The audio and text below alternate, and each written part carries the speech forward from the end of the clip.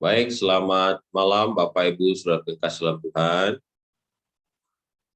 Malam hari ini kita akan belajar sekali lagi kebenaran firman Tuhan. Pekabaran firman Tuhan diambil dari buku Para Nabi dan Bapa bab 45 dengan judul Jatuhnya Kota Yeriko.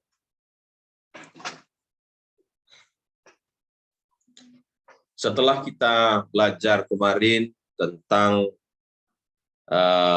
bagaimana bangsa Israel menyeberangi Sungai Yordan, kita tahu bersama bahwa mereka mendapatkan perlakuan yang istimewa dari Tuhan semesta alam. Mereka menyeberangi Sungai Yordan di tentangan tanah yang kering. Oleh karena Tuhan membelah Sungai Yordan itu, menjadikannya kering sehingga mereka boleh melewatinya. Dan saat ini mereka sudah tiba di tanah Kanaan. Pemandangan selanjutnya yang ada di depan mereka adalah kota Yeriko. Nah, ketika mereka sudah ada di tempat itu, mereka belum lagi menaklukkan Kanaan. Tetapi satu hal yang pasti, satu kota yang besar, di mana terdiri dari begitu banyak orang-orang raksasa di sana, ada di depan mereka. Inilah kota yang pernah diintai oleh para pengintai 12 orang 40 tahun yang lalu, di mana 10 diantaranya gemetar, yang mengakibatkan jutaan orang Israel pun turut ketakutan. Jadi kota ini menurut penglihatan manusia, ini adalah satu kota yang sangat sulit untuk ditaklukkan. Karena kota ini dikatakan memiliki kekuatan yang luar biasa. Apalagi setelah mereka mendengar bahwa bangsa Israel sekarang sudah berkemah di dekat mereka. Artinya, mereka bersiap mati-matian untuk mempertahankan kota mereka. Dan disebutkan juga kota itu diisi atau ditinggali bangsa yang kuat yang siap untuk berperang. Nah, saudara yang kasih, Yeriko ini adalah salah satu tempat pusat utama dari penyembahan berhala, dan dewa utamanya adalah dewa Asitoret atau Dewi Bulan. Dan dikatakan di situ, pusat penyembahan kepada berhala ini juga merupakan kota yang paling keji dan kota yang paling jahat. Nah, penghancuran Yeriko merupakan langkah pertama dalam menaklukkan Kanaan. Dan untuk inilah pertama kali Yosua harus mencari jaminan pimpinan ilahi. Dan memang di pasal sebelumnya kita telah belajar bahwa Tuhan berjanji akan menyertai Yosua. Dan sebelum perintah itu dilaksanakan, Yosua berikhtiar untuk mencari Tuhan lebih dahulu. Ini memberikan sebuah nasihat yang berharga bagi kita. Saat tugas yang berat ada di depan kita, jangan pernah melakukan semuanya itu sendirian. Atau mungkin saudara dan saya merasa kuat sehingga kita melakukan semuanya itu dengan kekuatan kita. Sebagaimana Yosua, bangsa Israel, mereka datang terlebih dahulu kepada Tuhan. Dan pimpinan mereka, Yosua, mereka lihat bagaimana dia menyendiri, mencari Tuhan, berlipat lutut, dan memohon pertolongan Tuhan. Dia mengasingkan diri dari perkemahan, lalu mengadakan satu meditasi, berdoa, agar Allah Israel dapat berperang bagi umatnya.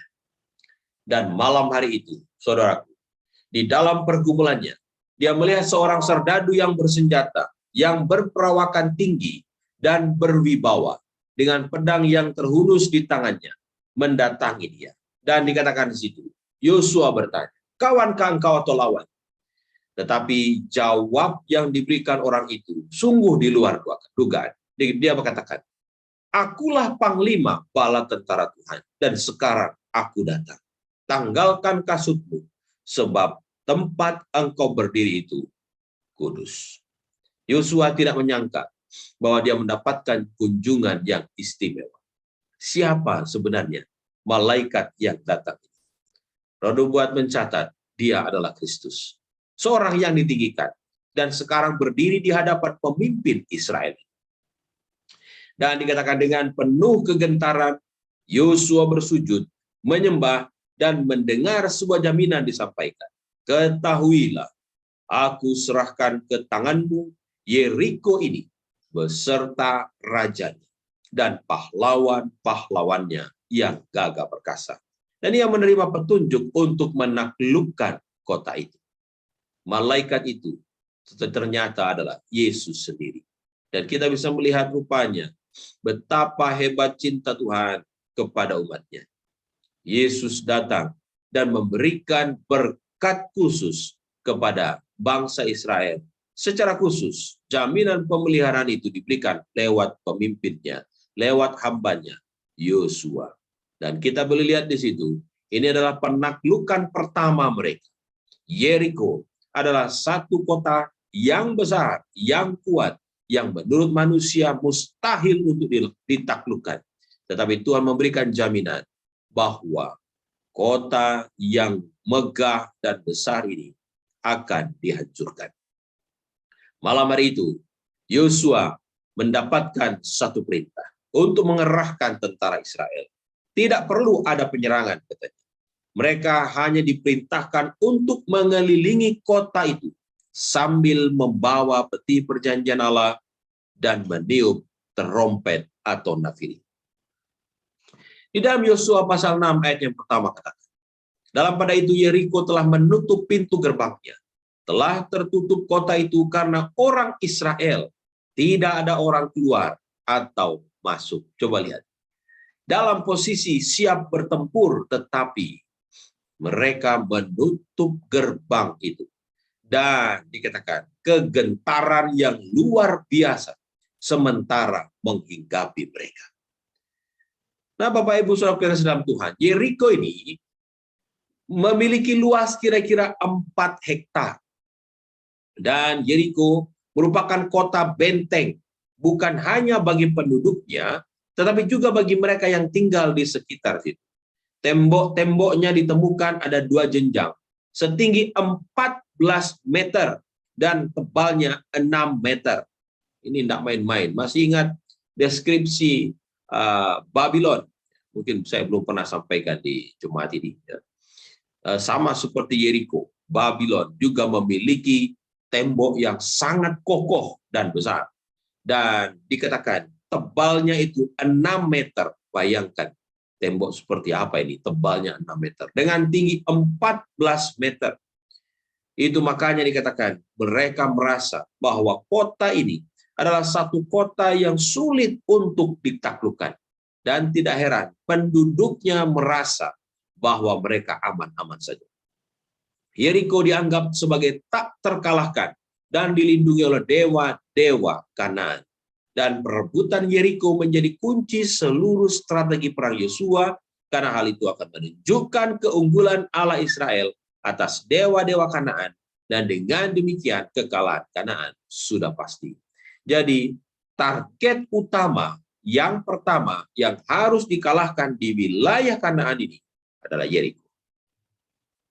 Nah, kalau luasnya kurang lebih 4 hektar, sedangkan 1 hektar itu 10.000 meter persegi, 4 hektar berarti 40.000 meter persegi.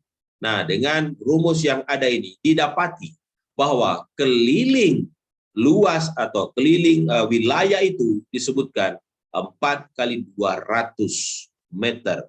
Jadi ada 800 meter. Kurang lebih atau hampir 1 kilometer. Jadi Tuhan berfirman kepada bangsa Israel untuk mengelilingi kota ini setiap hari 1 kali saja. Dan di hari yang terakhir, yaitu hari yang ke-7, baru 7 kali. Ya, enggak terlalu capek lah ya kalau 1 kilo. Nah, kita lihat barisan pasukan Israel. Mereka mula-mula berbaris serdadu-serdadu, para tentara pilihan. Lalu 7 orang imam dengan membawa terompet mengikutinya. Kemudian tabut perjanjian Allah yang dikelilingi oleh terang kemuliaan ilahi dipikul oleh imam-imam yang memakai pakaian yang menunjukkan pekerjaan mereka yang suci. Ini adalah lambang kehadiran Allah Israel. Mereka meyakini dengan adanya tabut perjanjian ini, mereka yakin Tuhan hadir bersama dengan mereka. Lalu disebutkan, bala tentara Israel kemudian menyusul dan masing-masing suku dengan benderanya. Mungkin bisa lihat di gambar yang saya tampilkan. Ya. Tidak ada suara yang terdengar. Mereka dilarang bersuara. Tuhan katakan hanya terdengar jejak langkah bala tentara yang dahsyat itu. Dan juga bunyi terompet-terompet yang hikmat.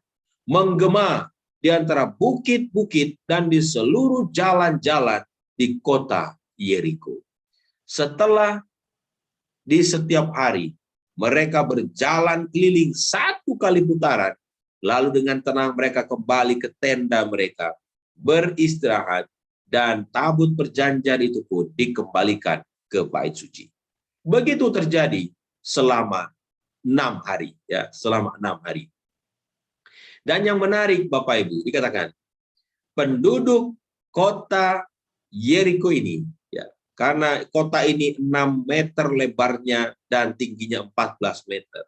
Bisa dikatakan sebahagian di antara mereka ada yang tinggal di tembok kota. Masih ingat Rahab? Rahab juga tinggal di tembok kota. Dan dari pemandangan yang tinggi ini, mereka melihat ke bawah. Kita bisa bayangkan bagaimana mereka melihat ke bawah dengan rasa heran, seperti melihat sebuah pawai iring-iringan yang besar. Bayangkan, ini adalah satu pasukan yang besar. Dan mereka bergerak mengelilingi kota itu 1 kali setiap hari. Dan dikatakan mereka merasa panik. Bukan hanya warga masyarakat, tetapi juga pengawal kota itu. Mereka pantau, mereka lihat gerak-geriknya. Dan dilaporkan kepada pimpinan mereka. Dikatakan, Ronubat katakan mereka tidak tahu arti segala pertunjukan ini. Tetapi apabila mereka melihat bala tentara yang hebat itu berbaris mengelilingi kota itu sekali setiap hari, dengan disertai tabut perjanjian dan imam-imam, keajaiban pemandangan itu telah menimbulkan kegentaran di hati pemimpin dan orang banyak. Siapa yang tidak gentar melihat pasukan yang begitu besar dengan cara yang aneh, hanya berjalan berkeliling 1 kali setiap hari.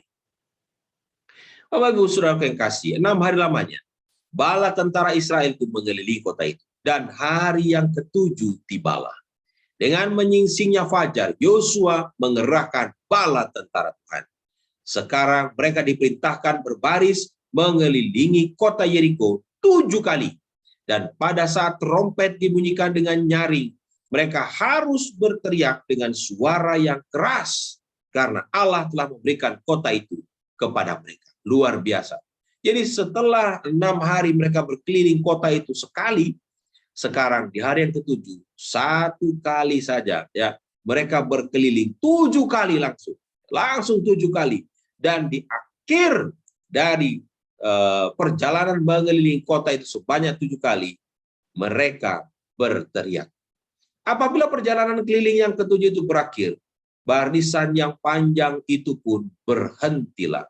Trompet-trompet yang untuk sementara waktu tidak terdengar bunyinya, sekarang terdengar menggema sehingga menggoncangkan bumi. Jadi Tuhan memerintahkan mereka untuk bersorak sementara trompet dibunyikan.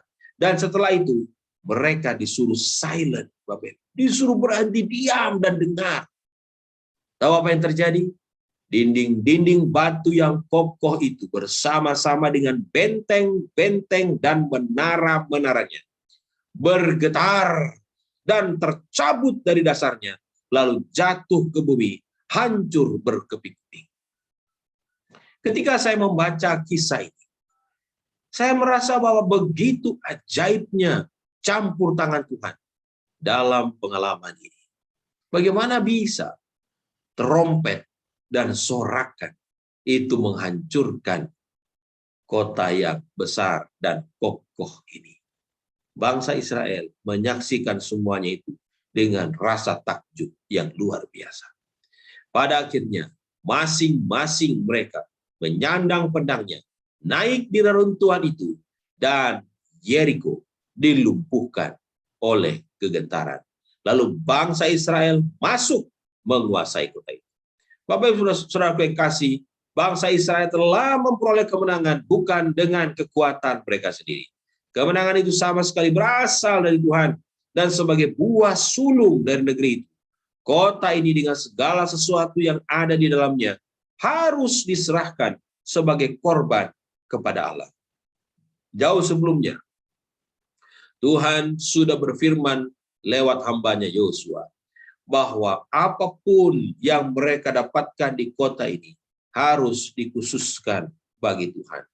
Tidak boleh dijarah.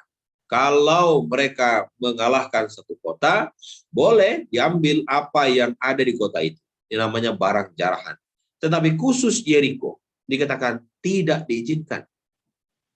Kota itu dengan segala isinya dikhususkan bagi Tuhan untuk dimusnahkan. Firman Tuhan datang, jagalah dirimu terhadap barang-barang yang dikhususkan untuk dimusnahkan, supaya jangan kamu mengambil sesuatu dari barang-barang yang dikhususkan itu setelah mengkhususkannya, dan dengan demikian membawa kemusnahan atas perkemahan orang Israel dan mencelakakannya. Yeriko adalah kota pertama yang ditaklukkan oleh bangsa Israel. Itu sebabnya apapun yang ada di kota ini tidak boleh diambil. Ya. Penduduk kota itu baik besar, baik kecil, laki-laki maupun perempuan, tua maupun muda, bahkan hewan-hewan peliharaannya harus dilenyapkan, kecuali Rahab dan keluarganya, dikatakan. Sebab inilah perjanjian antara dua pengintai itu. Itu sebabnya ketika Yeriko ini runtuh, hanya rumah Rahab yang aman, ditandai dengan tali merah yang diulurkan. Kota itu sendiri dibakar, istana, kuil-kuilnya, tempat pemujaan kepada berhala, dan lain sebagainya, termasuk harta-harta yang indah, kain-kain yang mahal, jubah yang mahal, semuanya dibakar. Nah, dalam bahasa Ibrani, kata dikhususkan itu herem. Berarti benda atau orang itu dikhususkan bagi Allah, baik untuk dihukum atau untuk melayani Dia. Dan semua penduduk Yeriko harus dimusnahkan sama sekali. Prinsip herem mengajarkan bahwa Allah pencipta kita dapat dengan adil membinasakan mereka yang mengabdi kepada kejahatan dan ketidakbenaran ini. Perhatikan pula bahwa Yeriko merupakan hasil pertama dari usaha penaklukan, sedang kota-kota lain tidak diperlakukan seperti Yeriko. Barangkali kita berpikir, bagaimana Tuhan yang Maha Kasih itu memerintahkan sebuah perintah yang sungguh luar biasa ini. Tidak ada seorang pun yang ditinggalkan hidup. Kita tahu bahwa zaman itu adalah zaman teokrasi, di mana Allah memerintah langsung. Dan kita percaya bahwa Tuhan melakukan semuanya itu untuk kebaikan umatnya. Allah yang Maha Kasih ini tahu betul bagaimana melindungi umatnya dari virus yang berbahaya, yaitu kemurtatan. Kota itu dan segala sesuatu yang ada di dalamnya dibakar mereka dengan api. Dan menurut ekskavasi di situs kuno Yeriko oleh John Garstang, selama 6 tahun pada tahun 30-an dilaporkan bahwa kota itu betul-betul dihancurkan oleh api. Jadi penggalian-penggalian arkeologi menunjukkan bahwa apa yang dituliskan Alkitab di zaman Yosua menaklukkan kota Yeriko ternyata betul terjadi. Brian Wood melaporkan adanya timbunan bahan makanan dalam jumlah yang tak lazim yang ditemukan dalam reruntuhan Yeriko. Sesuatu hal yang aneh, karena biasanya para penyerang di suatu kota akan menjarah bahan makanan. Tetapi di Yeriko, malah dibiarkan terbakar dalam jumlah yang sangat besar, yang mengindikasikan kesesuaian dengan perintah kepada orang Israel untuk tidak mengambil, bahkan membakar semua bahan makanan di kota itu. Jadi kita bisa melihat ini, sejarah yang dituliskan di dalam Alkitab dibuktikan dengan penggalian arkeologi, dan benar dinyatakan di sana bagaimana penduduk Kanaan Secara khusus penduduk kota Yeriko telah mempersiapkan diri bekal mereka yang banyak menghadapi peperangan melawan Israel. Mungkin mereka berpikir mereka harus bertahan cukup lama di sana, ya, karena ini merupakan pertempuran yang sengit satu sama. Tetapi mereka tidak menyangka Yeriko jatuh hanya dalam tempo 7 hari. Yeriko tidak pernah akan didirikan lagi sebagai satu benteng yang kuat. Hukuman dihadapkan kepada siapa saja yang berani membangun kembali dinding-dinding yang telah dihancurkan oleh kuasa ilahi itu.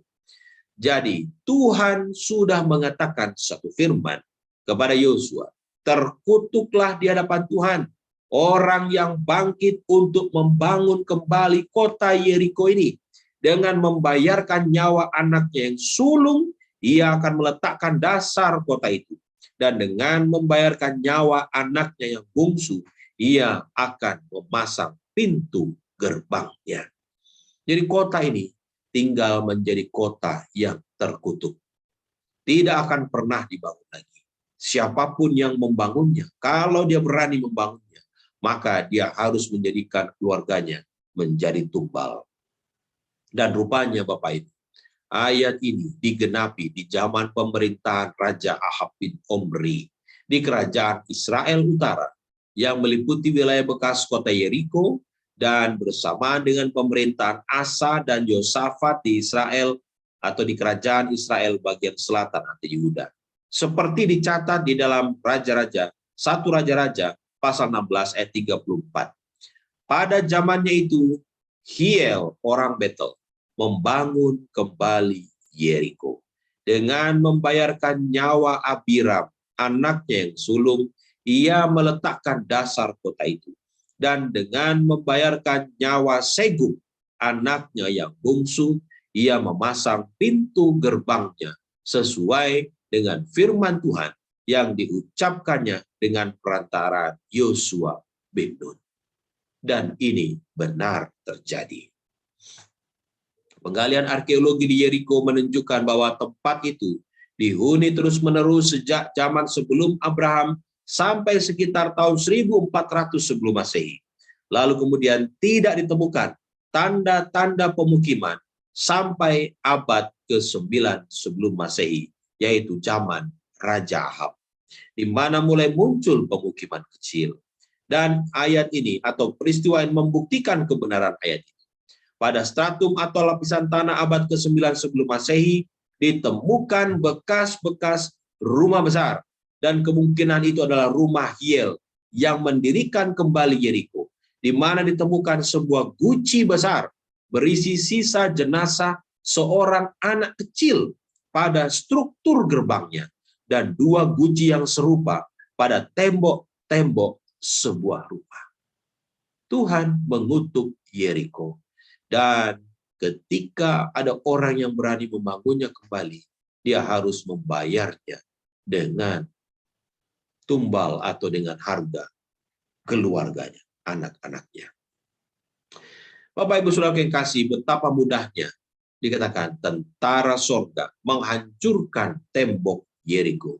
Kota yang sombong itu, yang bentengnya 40 tahun sebelumnya telah menyebabkan kegentaran kepada mata-mata yang tidak percaya itu. Di dalam Ibrani 11 ayat 30 katakan, oleh iman runtuhlah tembok-tembok Yeriko. Malam hari ini kita belajar bahwa sungguh luar biasa ajaib campur tangan Tuhan dalam kehidupan umatnya. Yeriko bukanlah sebuah kota yang kecil, rapuh, dan tidak berkuasa. Yeriko adalah kota yang besar, kota yang sangat kuat, dan memiliki potensi yang luar biasa. Tetapi kuasa Tuhan jauh di atas Yeriko. Berapa banyak di antara kita yang menghadapi Yeriko yang besar dalam hidup kita ini, sehingga kita kadang merasa kecut, merasa tawar hati, dan hancur. Ingatlah, Allah yang kita sembah adalah Allah yang sama. Sebagaimana Dia telah menghancurkan tembok Yeriko yang kokoh dan megah ini, Dia pun sanggup untuk menolong kita menghancurkan tembok-tembok keangkuhan, menghancurkan tembok-tembok masalah, penyakit, dan lain sebagainya yang ada di jalan kita. Allah akan melakukan perkara yang besar bagi mereka yang berharap kepadanya. Sebab mengapa orang-orang yang mengaku diri sebagai umatnya tidak memiliki kekuatan yang lebih besar? Oleh karena mereka berharap terlalu banyak kepada kebijaksanaan mereka sendiri dan tidak memberikan kesempatan kepada Tuhan untuk menyatakan kuasanya demi kepentingan mereka. Tuhan berjanji akan menolong umatnya yang percaya di dalam setiap keadaan darurat jikalau mereka mau menaruh segenap kepercayaan mereka di dalam Dia dan dengan setia menurut kepadanya. Nah, setelah Yeriko berhasil ditaklukkan, bangsa Israel bergerak maju. Dan di depan mereka sekarang terbentang satu kota yang jauh lebih kecil dari Yeriko. Dan dikatakan penduduknya juga tidak banyak. Nama kota itu adalah kota Ai. Yosua bersama dengan bangsa Israel bertekad menyerang Ai. Dan ini berada di sebelah barat lembah Yordan. Lalu dikirimlah mata-mata ke sana. Dan setelah dikirim mata-mata itu, didapati bahwa penduduknya sedikit, kota itu juga tidak terlalu kuat, sehingga diambil kesimpulan, tidak usah capek-capek ke sana semua pasukan. Cukup kirim wakil saja, 3.000 orang katanya. 3.000 orang berangkat, dan mereka pasti bisa mengalahkan. Nah, kemenangan besar yang Tuhan sudah buat bagi mereka untuk kota Yeriko membuat mereka menjadi jumawa. Mereka lebih percaya kepada diri mereka sendiri. Itu sebabnya, karena Dia telah menjanjikan kepada mereka negeri Kanaan itu, mereka lalu merasa aman dan akhirnya gagal menyadari bahwa hanya pertolongan ilahi saja yang dapat memberikan kesuksesan kepada mereka.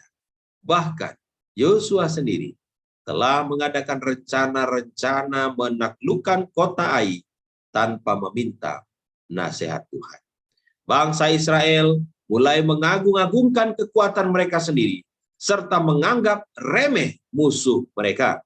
Dan mereka merasa bahwa kemenangan akan diperoleh dengan mudah, karena hanya 3.000 orang mereka utus untuk merebut kota itu.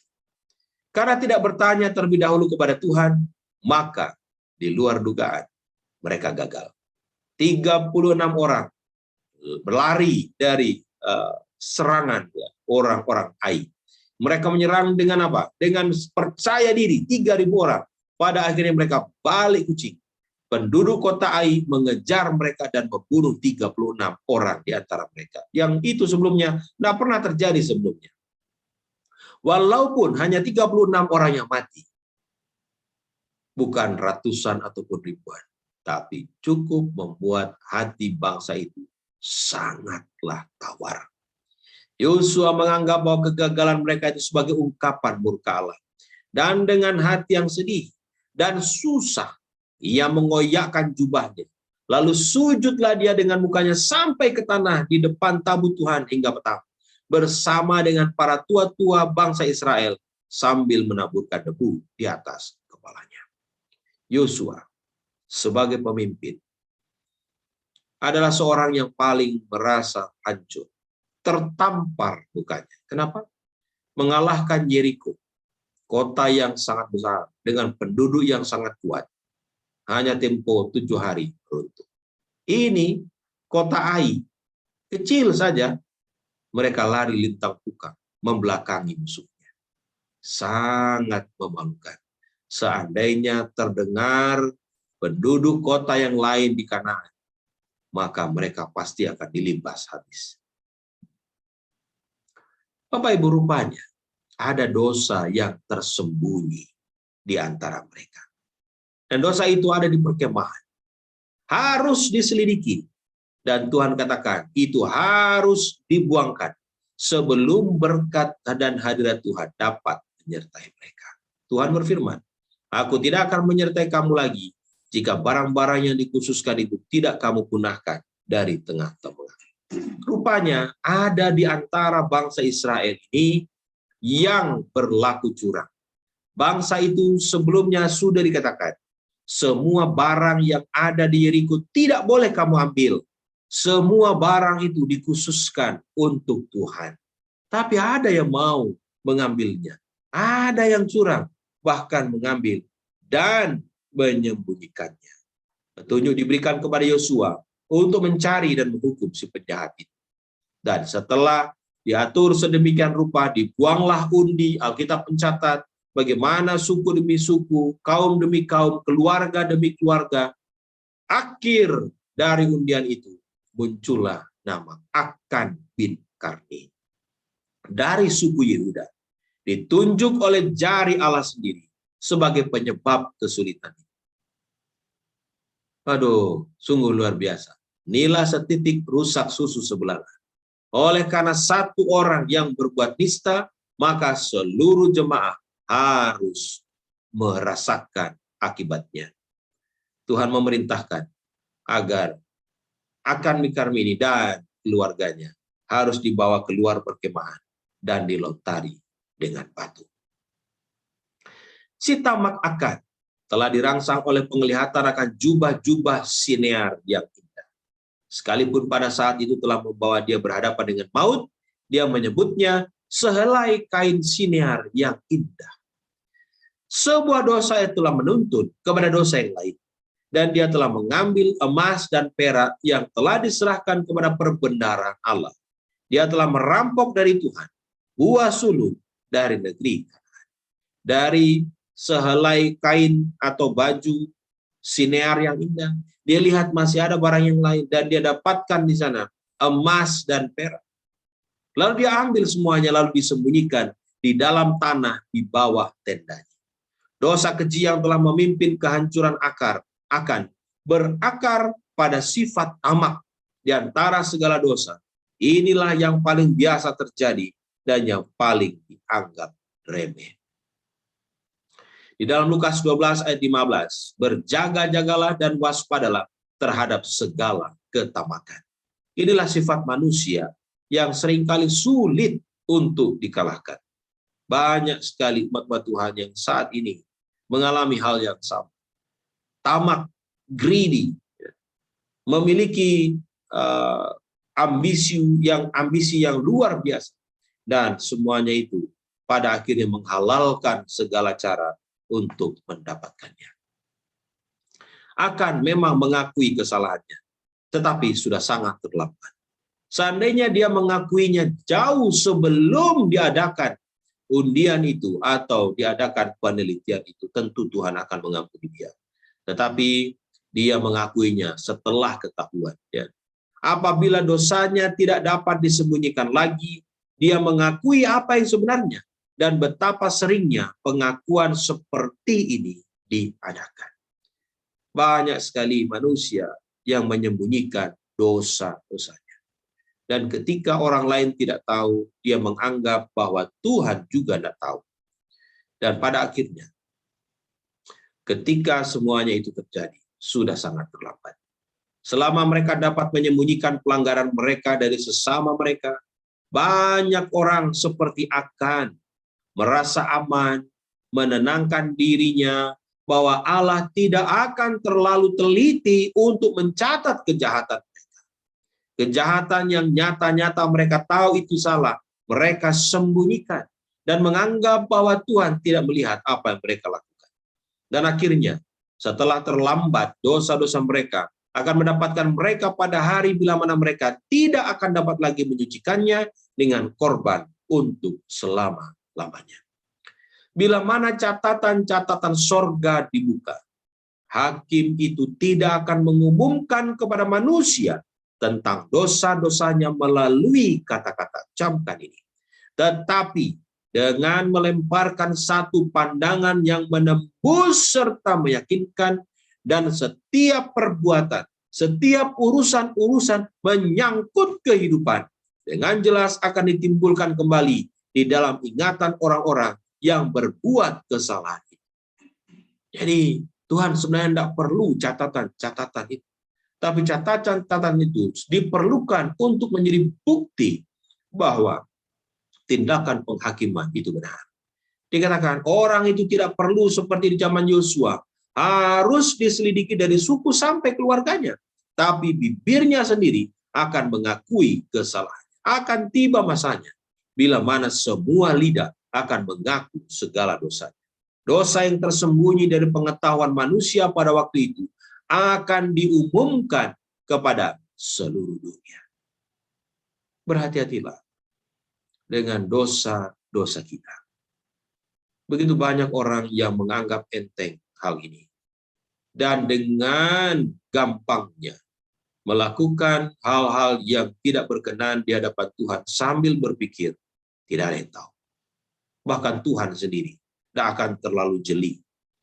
Banyak sekali manusia di muka bumi ini, miliaran. Dia tidak akan lihat saya. Dia tidak akan teliti dosa-dosa saya sampai yang paling kecil. Setan mengelabui kita dengan pikirannya demikian. Ketika dia melihat baju-baju yang maha indah ini, emas dan perak, dia berpikir tidak ada orang yang melihatnya. Tetapi apa yang terjadi? Akibat dosanya ini mengakibatkan peristiwa yang memilukan terjadi di Ai. Bangsa Israel lari tunggang langgang, meninggalkan penduduk kota Ai yang kecil tadi. Dan Allah sangat dipermalukan. Saudaraku yang kasih dalam Tuhan, malam hari ini kita belajar. Ada beberapa pelajaran yang indah kita dapatkan dari pasal ini. Yang pertama, Yeriko adalah kota yang mustahil bagi bangsa Israel untuk ditaklukkan. Tetapi dengan iman, kota ini telah runtuh. Adakah kita memiliki iman yang sama menghadapi Yeriko yang lain dalam hidup ini? Ada begitu banyak orang yang begitu khawatir menghadapi berbagai macam tantangan yang ada dalam hidupnya. Kekhawatiran ini seringkali melemahkan iman. Tetapi kita tidak boleh demikian. Ketika saudara dan saya melihat Yeriko kehidupan yang besar, kita harus percaya sebagaimana Yosua bahwa Allah sanggup meruntuhkan segala penghalang. Tuhan meruntuhkan Yeriko hanya dengan tiupan nafiri dan dikelilingi selama 7 hari. Bagi banyak orang, bahkan penduduk Yeriko katakan, ini adalah satu hal yang aneh. Bapak Ibu, percayalah kepada Tuhan. Walaupun kadang caranya itu terlihat aneh. Tuhan tahu yang terbaik bagi kita. Berikutnya, berhati-hatilah dengan segala ketamakan dalam aspek apapun. Sebab ketamakan ini akan membinasakan kita di satu waktu yang tidak kita duga.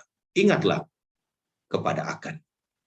Dan yang terakhir, jika engkau sudah merasa berhasil dalam hidupmu, hati-hatilah supaya engkau tidak takabur.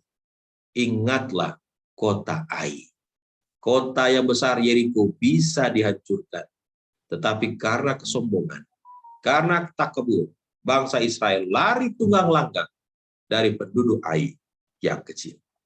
Malam hari ini, kita belajar pelajaran yang begitu indah.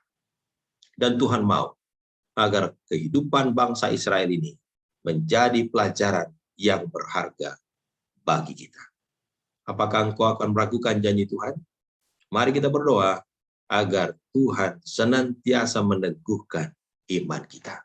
Kiranya Tuhan memberkati kita. Amin.